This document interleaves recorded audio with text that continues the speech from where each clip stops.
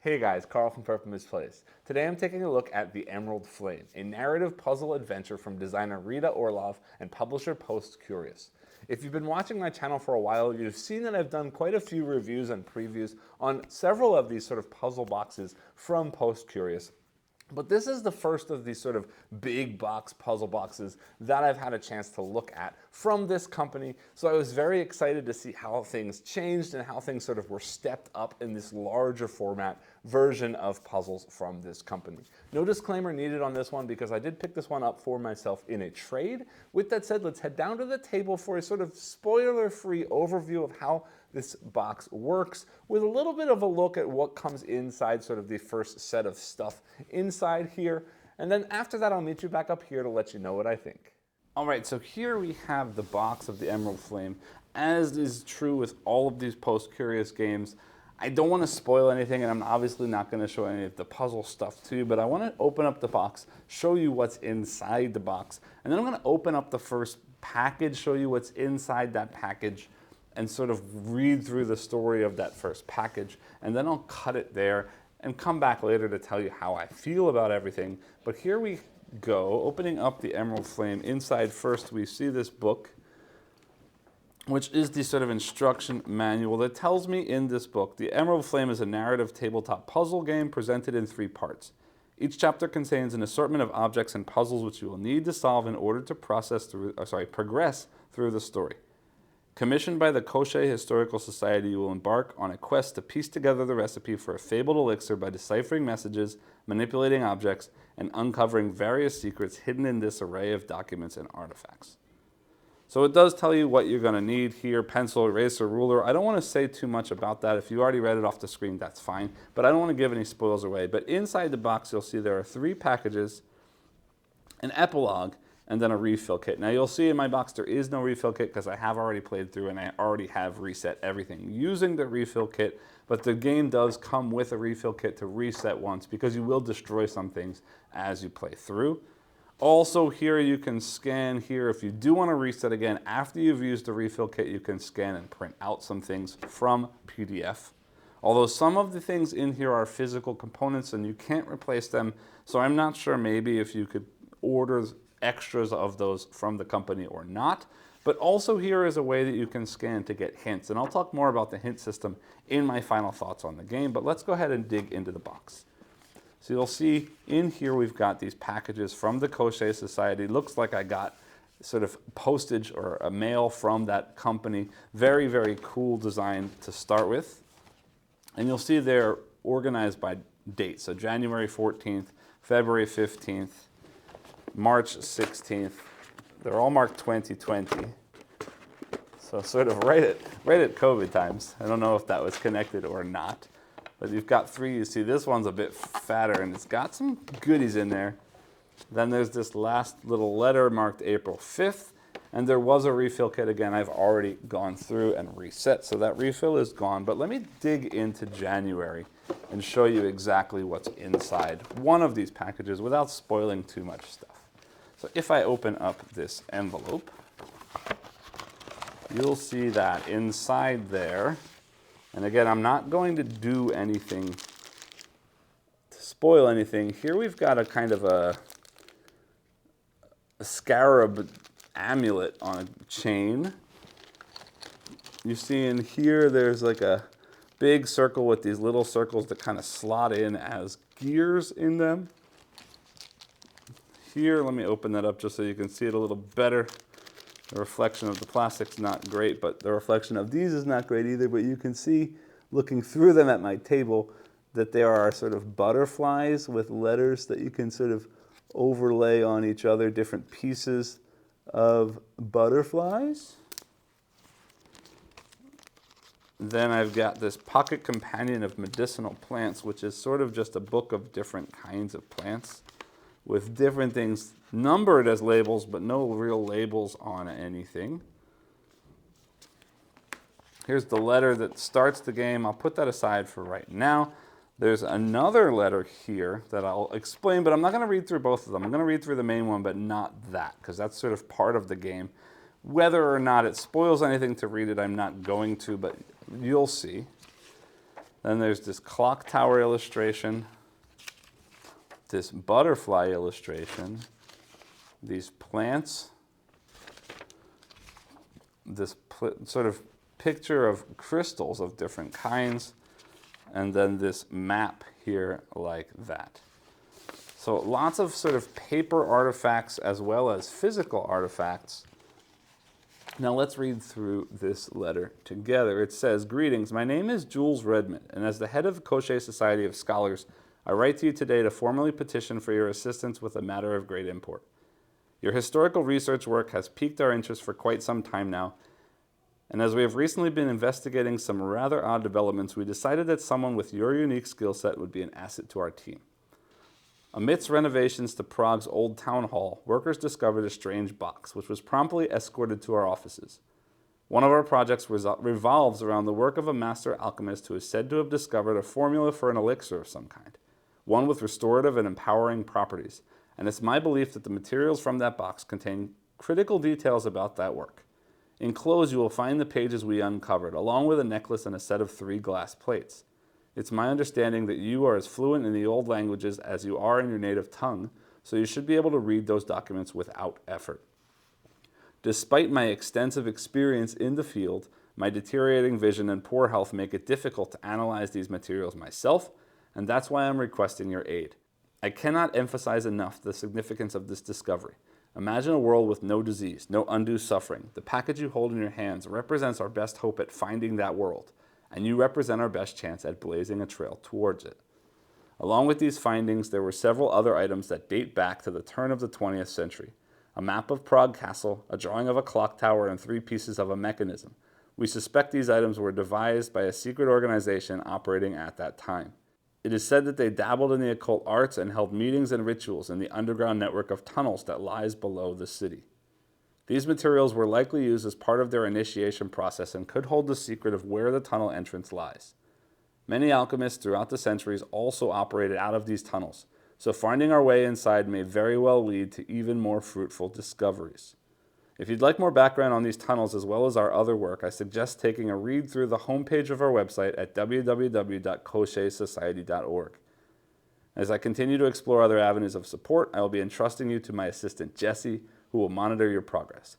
Wishing you the best of luck in this journey, Jay Redmond, Chairman, President, and Founder of the Koshé Historical Society. Now, I'm not going to show you that website right now. It's just a sort of fun thematic connection to the game, but definitely if you want to check it out, you're not spoiling anything by going there. It's just sort of more thematic background for this game, but you'll see here it says PS, flip over.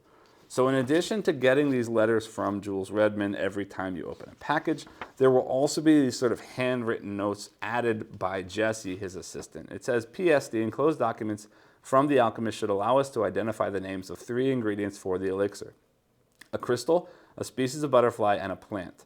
I'm also including an old booklet from our archives that I thought might serve as a good reference when you're working on the plan. As for the map, clock drawing, and mechanism pieces, we're hoping they will lead us to the location of the tunnel entrance. When you have findings to share, you can reach me at the Koshé Society web portal at this link, www.koshesociety.org/chat. Jesse. So you'll see that Jesse sort of gives you handwritten notes that kind of gives you hints about what you're looking for. Well, not hints, it tells you what you're looking for, but also hints about which of the things in the envelope will help you figure out what parts of things. And you'll see here www.koshesociety.org/chat. When you go to that website, it actually pops up like a text message chat between you and Jesse. And first you're going to type in the month of the package that you've opened. They'll ask you your name so she can talk to you by name. And then basically she's going to ask you questions like, what is the crystal, what is the butterfly, what is the plant? And when you have the answer to something, you're going to text those answers to her. And as she receives those things, she'll sort of respond to you based on the things that you're telling her, whether it's correct or not correct. And if it's correct and you send enough of those things, it'll trigger sort of a response story-wise about what you are doing. So you'll see there's all of this sort of historical documentation and artifacts that you're using to solve something, but also each of the packets tends to come with these letters. And these letters sort of come from the history, and they're between somebody named Hannah and somebody named Marqueta. I'm not going to read any of these because the story itself is fun to explore and discover as you play through. But basically for each of these packets, there are a bunch of different things that you need to figure out based on all of the stuff in the packet. You put them into the chat, the text app on that website, and eventually after you've gotten everything right, it tells you to move on to the next packet. And there are 3 packets plus an epilogue, which was that letter I showed you. You do destroy things and change things and write on things as you're going through it, so you do need to reset. It does come with a refill kit, as I mentioned. I have already used that. Many of the paper documents are able to be printed online, but I did show you that there are some bigger things in the other folders or envelopes, and some of those will contain physical items that get damaged or destroyed or changed in some way. So I'm not quite sure if there's a way to buy those as an addition. I'm sure you can buy a new refill pack, and I'll check more into that and put that right here as a subtitle. But anyway, that's all I want to show you because I don't want to dig into any of the other packages and ruin anything. So I've already gone through and I've played through the whole experience. Meet me back up top and I'll let you know what I thought about all of the puzzles and all of the story and all of the goodness in this game. Welcome back. I hope that that overview was helpful for you without being too spoiler in any kind of way. I did want you to get a feel for sort of the world and the narrative and so on that's going on and the kinds of things you can expect to find inside this box, because PostCurious sort of escape room box, puzzle box style games do differ quite a bit from others in that the narrative in them tends to be very heavy and the puzzles in them tend to be pretty well interwoven or connected to that narrative. And if you've watched my channel at all, for the most part, I've been a very big fan of all of the PostCurious stuff that I've gone through. As I mentioned in the introduction, this is the first of the sort of big boxes of these that I've had a chance to take a look at. So let me go sort of into what I felt about this experience, how it relates to other experiences, and so on. So first off, I want to say that I had quite a unique experience with the Emeral Flame. And what that means is, as you saw in my overview, there sort of are 3 large envelopes full of puzzles, kind of 3 chapters to the game, if you will. And I played through the first chapter of this quite a while back when I picked this up in a trade from someone, and I really enjoyed it, but it was kind of like, well, it's not what I've come to expect from PostCurious. And what I mean by that is, yes, there was this introductory story of this sort of company that had brought all these documents together, and they were using me to help sort of go through these documents and figure out what was going on. And there was this goal of this sort of potentially life-restoring elixir of some kind, and there was definitely a background story. And there's definitely the website of that sort of company that you can sort of check out and makes it feel sort of more real world. But ultimately, it was sort of just an envelope full of puzzles that I solved, and they were interesting puzzles, and I enjoyed solving them, but it kind of left me feeling meh. It didn't really excite me all that well. There wasn't a whole lot of story going on. I wasn't really getting into it, and while I enjoyed it, I put it down because at that time I didn't have enough time to get into the second packet. And then I guess just because I wasn't as enthused about it, I never really came back to it. And then a little bit later, I tried again, diving into that first packet again. I solved the first packet again to sort of remember and refresh what it was that I did and what the story was. And again, I set it to the side to come back to the second envelope. And then for whatever reason, I never really did. And then I ended up picking up the sort of most recent version of, or most recent game from this company, which was Threads of Fate. It's a reworking of actually their very first game, Tale of Ord. And I was excited again by the prospect of having that, and remembered that I had never gotten sort of to the end of this one. And I have been sort of previewing some of their other stuff, and I sort of thought, you know what, I owe it to myself and I owe it to PostCurious to go back in there and finish this experience. So I didn't play through the first one again because I'd already played through it twice at that point, and I kind of already knew what had happened, but I did read through all of this stuff just to refresh sort of the world and the story breadcrumbs that had been thrown in that first packet. And then I dove into the second packet. And let me say that from the second packet, you get a little bit more story, and you get a little bit more story. And you start to see how each of these components in the envelope start tying into that narrative.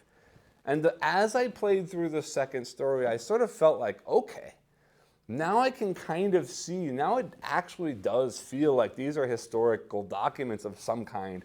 And I'm digging into some kind of historical, I don't know, almost as if I was digging into like an Indiana Jones kind of story where I'm sort of digging into history, looking for this sort of hidden mystery in the stuff that I'm digging through.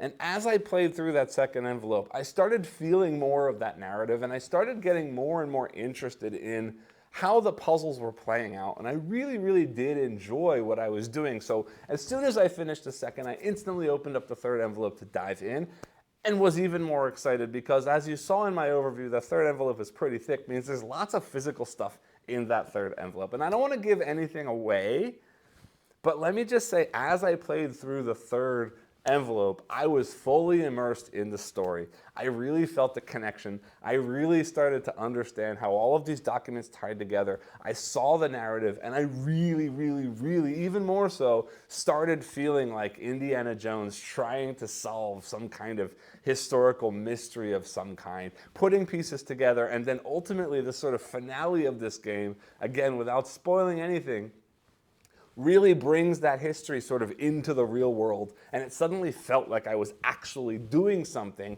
that connected to the story. And by the end of the third envelope, I was completely sold. I really, really, really enjoyed what was going on here, and what was going on here is quite a bit different than most of the other experiences I've had from PostCurious. Meaning that my other experiences, things like Light in the Mist, is very much a solve a puzzle, get a story, solve a puzzle, get a story kind of system, where it's telling this really cool narrative and you're getting chunks and bits sort of out of order as you're solving puzzles, and you're kind of piecing together this whole mystery of this narrative that's playing out. And then I previewed Morrison Game Factory, and I previewed, my brain's freezing, but their most recent one, The Ministry of Lost Things. And those were more of the point where the story is the main thing, and within that story, I'm getting these artifacts, and I'm solving those puzzles, solving those artifacts, and sort of unraveling the story, or in the case of Morrison Game Factory, actually interacting physically with the story. This one is sort of more like The Ministry of Lost Things, and more like Morrison Game Factory, in that the story is there the whole time. And the things that I'm interacting with are connected to that story, but the story here is more grown up, less whimsical, and sort of more hidden in the background, that you don't really pay attention to it unless you really get into the puzzle of this game. And then it really connects to that story, and it really feels like you're living in the world of that story. And kind of like Morrison Game Factory, not really, that one's quite a bit more interactive as far as the online component or the digital component. This one was interesting in the way that it used the sort of chat message system, that everything I was discovering, I was sort of chatting, texting somebody and saying, hey, I found this a little bit, hey, I found this a little bit, and they'd respond like, oh, great, well, now that you know this, we can do this, so now tell me how to do that. And it was definitely this sort of back and forth with this person that lived in this world, connected to that company that was actually doing this research for some reason, and I'm slowly figuring out who they are and what they're doing and how it all ties together. And it really did become much more connective and much more interesting as I went on. So I'm very glad that I pushed past that first envelope.